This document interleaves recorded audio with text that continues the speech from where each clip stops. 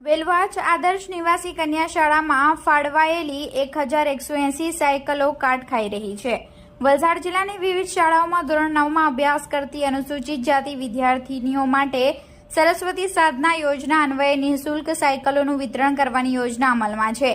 જે યોજના અન્વયે વલસાડના સંબંધિત વિભાગ દ્વારા કુલ 4000 સાયકલો ફાળવવાની માંગણી કરવામાં આવી હતી। જે મુજબ જે તે એજન્સી દ્વારા સાયકલ અલગ અલગ સ્થળોએ મૂકવામાં આવી છે।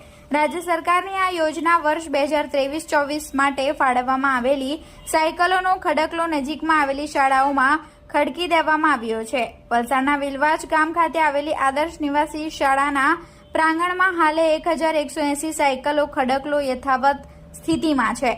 હાલ વરસાદની મોસમ હોય આ સાયકલો કાટ ખાઈ રહી છે।